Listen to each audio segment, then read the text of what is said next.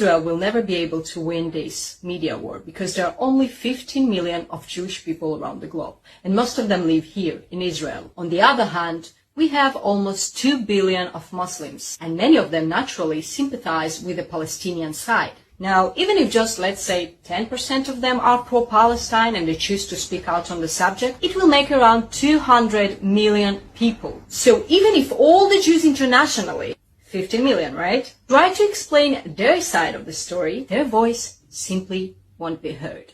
Even algorithm-wise, there are millions of people creating content in support of Palestine and millions more commenting on it, Free Palestine or the Palestinian flag, and it creates this echo chamber, which is full of misinformation and propaganda. I would even argue that it serves quite literally as an alternative reality at this point. In this alternative reality, Hamas isn't a terrorist organization, but they are so-called freedom fighters, a resistant group, and all of their ISIS-like actions are justified, including girls and women next to their unalived friends, and then proudly marching with their knees in the streets of Gaza, or behaving and burning babies alive. Some even go so far as to deny altogether that any of it even happened, which is absurd because we have plenty of evidence. Hamas themselves posted most of it on their Telegram.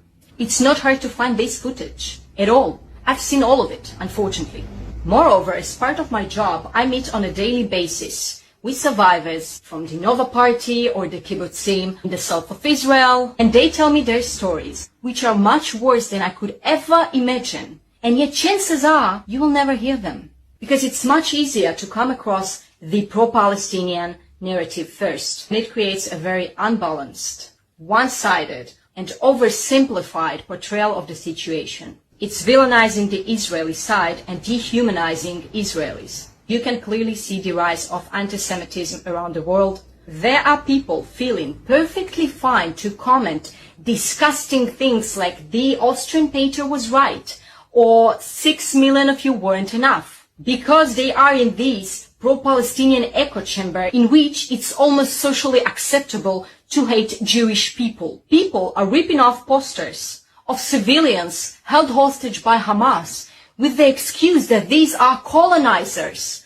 or settlers or Zionists or whatever. The most ironic thing about all of it is that it's exactly what the Nazis did to the Jewish people 80 years ago. They portrayed them as the root cause of all the international problems, and it gave them a psychological justification for committing a genocide.